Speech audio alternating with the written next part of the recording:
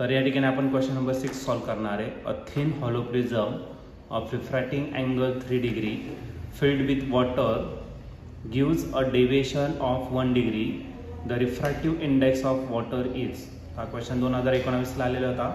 याच्या 4 ऑप्शनपैकी पहिले जो ऑप्शन आहे ए ते 1.33, बी ऑप्शन आहे 1.51, सी ऑप्शन आहे 1.59 आणि लास्ट डी ऑप्शन आहे 1.46.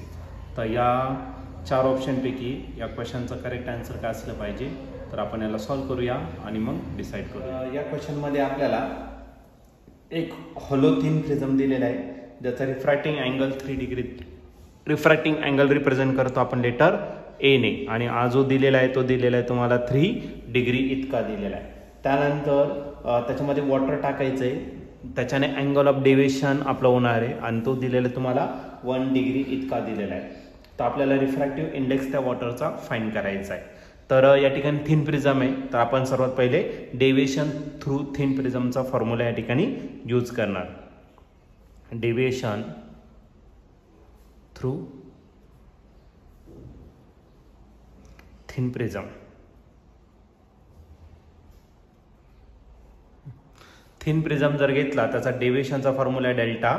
तर याचा फॉर्म्युला आहे ए इन ब्रॅकेट म्यू -1. डेल्टाची व्हॅल्यू आहे 1 डिग्री, एची व्हॅल्यू आहे 3 डिग्री आणि म्यू आपल्याला फाइंड करायचं तसंच लिहा -1 ॲज इट इज. ओके, 3 डिग्रीकडे मल्टिप्लाय, इकडे काय करा डिवाइड. मग 1 डिग्री डिवाइड बाय काय आला आपला 3 डिग्री आणि या ठिकाणी राहील म्यू -1.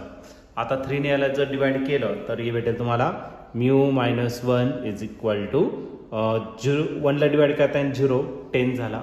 मग 3 3 जागी झाला 9, परत एक 1 उरला म्हणजे पुन्हा 10 3 3 जागी झाला 9. तर या पद्धतीने 3 3 रिकरिंग होत राहणार आहे.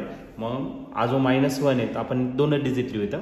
-1 इकडे काय करा प्लस करा. मग म्यू इज इक्वल टू काय भेटेल 1 + 0.33 आणि 1 + 0.33 म्हणजेच 1.33.